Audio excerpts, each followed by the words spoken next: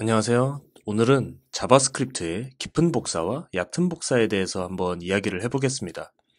저 같은 경우는 예전에 처음 회사 인턴을 시작했을 때 회사 팀장님께서 깊은 복사와 얕은 복사에 대해서 얘기해 주셨던 기억이 있는데 그때 같이 인턴을 했던 분들 모두 이해를 못 해가지고 벙쪘던 기억이 있습니다. 생각보다 이 내용에 대해서 잘 모르는 분들이 그만큼 많다는 것 같습니다. 여러분들은 그런 일이 없도록 오늘 깊은 복사와 얕은 복사에 대해서 한번 자세하게 알아보겠습니다. 아마 여러분들이 구글에서 자바스크립트의 깊은 복사, 얕은 복사에 대해서 검색을 하게 되면 대부분의 자료들이 말하는 게 조금씩 다르거든요. 그래서 좀 헷갈릴 수가 있습니다. 저도 처음에 공부할 때 좀 그랬거든요. 그래서 제가 이번 강의에서 깊은 복사와 얕은 복사에 대해서 최대한 헷갈리지 않게 알려주도록 노력해 보겠습니다. 자, 땡땡 쇼핑몰을 개발하는 개발자가 있는데요. 판매하고자 하는 셔츠에 대한 정보를 변수에 이렇게 담았습니다. 그리고 다른 속성은 똑같지만 이름만 다른 티셔츠에 대한 정보를 하나 더 만들려고 하고 있습니다. 그런데 안의 내용은 거의 똑같은데 또다시 만들기는 귀찮으니까 새로운 변수에 그대로 할당하려고 합니다. 네임 속성에 접근해서 그냥 이렇게 이름만 바꿔주면 되니까요. 그럼 잘 적용이 됐는지 콘솔에서 한번 확인해 볼까요? 보시다시피 첫 번째 값의 네임 속성에는 멋쟁이 긴팔 셔츠가 나와야 되는데 두 변수 모두 네임 속성에 그냥 티셔츠라는 값으로 나와버렸습니다. 저는 분명 티셔츠라는 변수의 네임만 바꿨는데 둘 다 바뀌어버린 거죠. 개발자 입장에선 멘붕에 빠질 수도 있습니다. 좀 전에 일어난 일은 얕은 복사와 깊은 복사에 대한 이해가 없어서 발생한 문제라고 할 수 있습니다.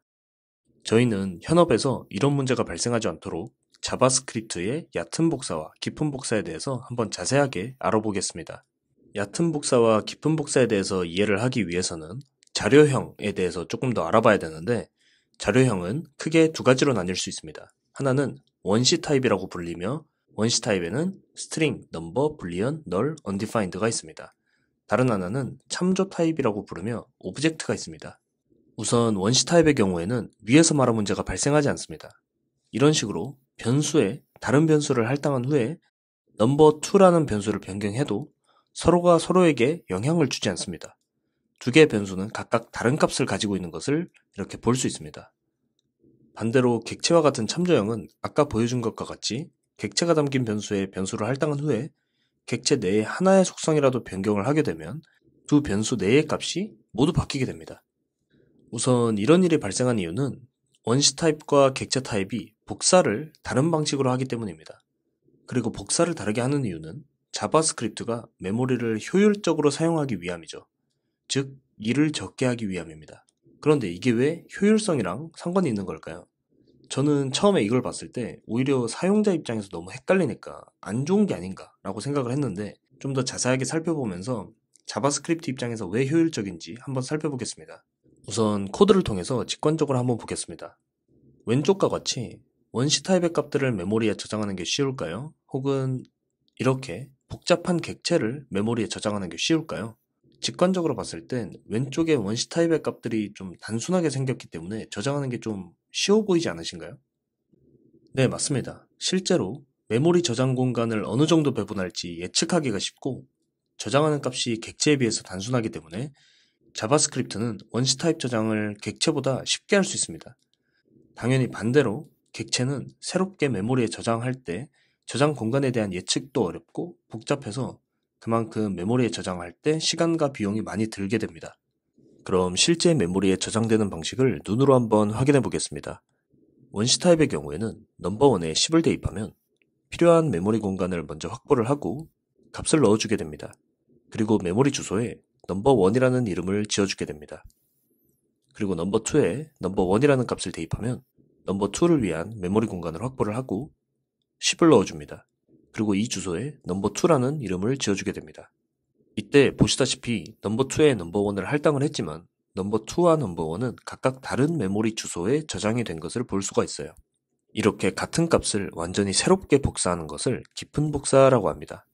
그리고 넘버2에 20이라는 새로운 값을 넣는다면 다시 20을 위한 새로운 공간을 확보를 한 뒤에 20을 넣고 다른 주소에 넘버2라는 변수 이름을 이렇게 지어주게 됩니다. 어차피 기존에도 값을 공유하진 않았기 때문에 20을 넣어도 서로에게 영향을 미치지 않습니다. 그럼 복잡한 객체를 저장한 후에 이렇게 변수에 대입하면 어떨까요? 처음에 셔츠 스토어라는 객체를 메모리에 저장을 할 때부터 꽤 많은 정보들이 있기 때문에 복잡하게 값을 저장을 했을 겁니다. 그런데 다른 티셔츠 스토어라는 변수에 또 할당을 했으니 또 새롭게 메모리 공간을 마련을 하고 새롭게 다 저장을 한다면 자바스크립트 입장에서는 매우 힘들어할 수 있다는 거죠. 그래서 조금 다른 방식으로 저장을 하게 됩니다. 이번에도 메모리에 저장하는 것을 한번 확인해 보겠습니다. 객체 타입의 경우에는 셔츠라는 객체를 만들게 되면 객체에 필요한 모든 프로퍼티들을 메모리에 저장을 하게 됩니다. 그리고 저장된 곳의 메모리 주소를 셔츠라는 변수에 저장을 하게 돼요. 그리고 새로운 변수 티셔츠에 기존 셔츠 객체를 할당을 하게 되면 티셔츠 변수에는 어떻게 저장이 될까요? 아까 원시값처럼 이 프로퍼티들을 모두 다 새로운 메모리에 저장을 할까요?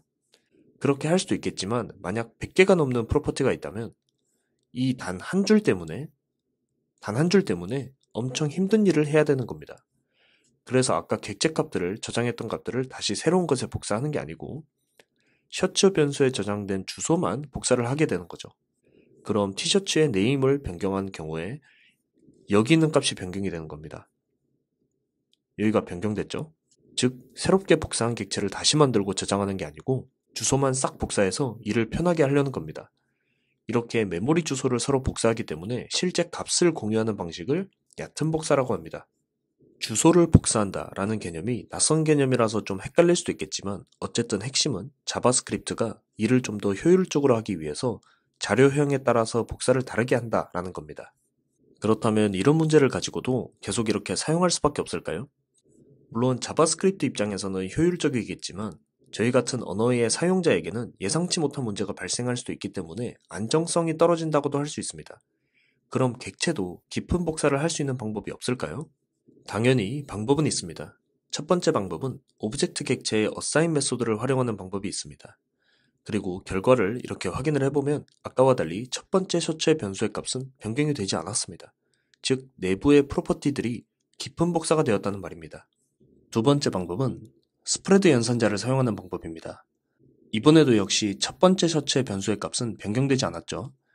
실제로 저는 회사에서 이 스프레드 연산자를 주로 사용을 했었고 제 주변에도 대부분 이걸 많이 사용했던 것 같습니다. 그리고 참고로 배열도 객체이기 때문에 좀 알려드리면 배열도 이런 식으로 스프레드 오퍼레이터로 이제 복사를 할 수 있습니다. 그리고 배열의 슬라이스 메소드를 활용해서 깊은 복사를 할 수도 있습니다.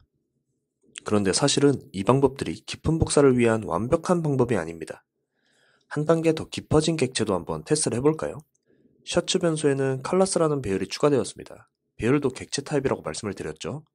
어쨌든 스프레드 오퍼레이터를 이용해서 복사를 했고 티셔츠의 칼라스의 배열의 1번 인덱스, 즉 두 번째 값을 레드로 변경을 했습니다.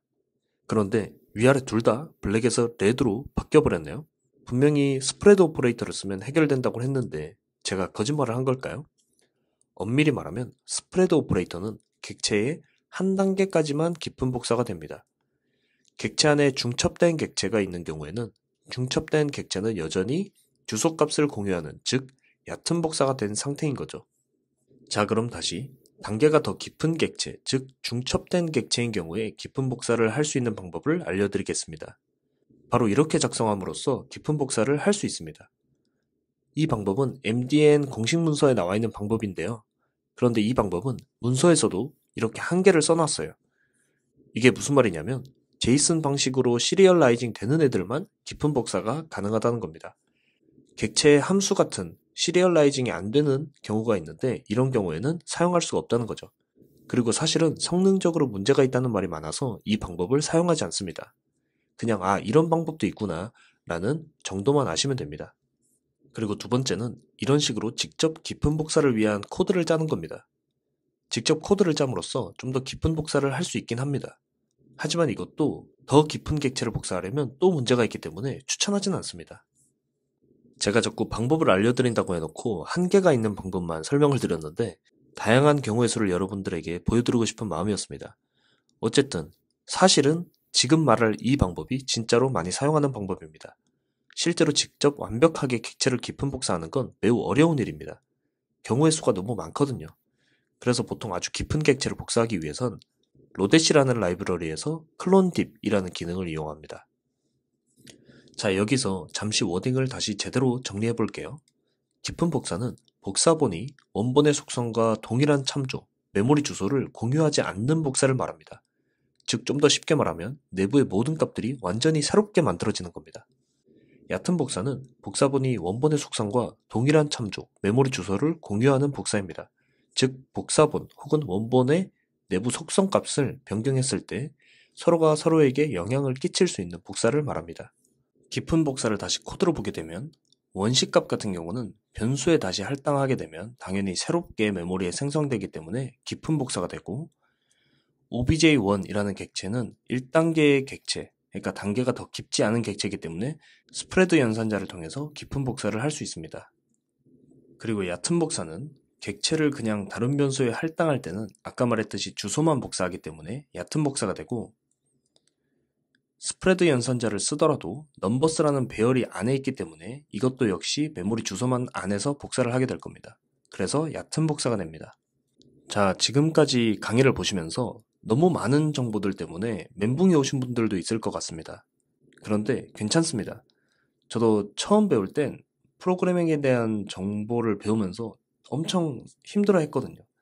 하지만 모든 것을 명확하게 이해하기 힘들다면 우선 다음에 3가지만 기억해 주세요. 그리고 나중에 좀 더 익숙해지면 이 강의를 다시 보거나 혹은 문서를 찾아봄으로써 여러분들이 좀 더 정확하게 이해를 할 수 있을 겁니다. 첫 번째, 문제가 발생하게 되면 얕은 복사의 가능성을 인지해 주세요. 꽤 많은 초보 개발자들이 자바스크립트의 깊은 복사와 얕은 복사의 존재에 대해서도 잘 모르는 경우가 꽤 많거든요. 만약 객체를 사용하다가 문제가 생기면 이런 개념을 인지하고 있는 것만으로도 여러분은 문제 해결을 좀 더 빠르게 할 수 있게 될 겁니다. 두 번째, 단순한 객체, 즉 객체 안에 원시값만 있는 객체인 경우에는 스프레드 오퍼레이터를 통해서 충분히 깊은 복사가 가능하다는 점을 다시 기억을 해주세요. 저 같은 경우는 실제로 이 스프레드 오퍼레이터를 통해서 대부분 문제를 해결할 수 있었습니다. 세 번째, 복잡한 객체, 즉 객체 안에 객체가 또 있는 형태라면 로데시와 같은 라이브러리를 사용하는 것이 더 안전하고 효율적으로 깊은 복사를 할 수 있는 방법입니다. 네, 처음에는 이렇게 3가지만 잘 기억해 주시면 여러분들은 충분히 문제 해결에 큰 어려움을 겪지는 않으실 거예요. 물론 더 자세하고 정확하게 알면 좋겠지만 실제로 코딩을 하면서 조금씩 더 공부해 나가는 방식이 여러분들이 더 즐겁게 코딩하는 방법이라고 생각을 합니다. 지금까지 강의자 예병수였습니다. 감사합니다.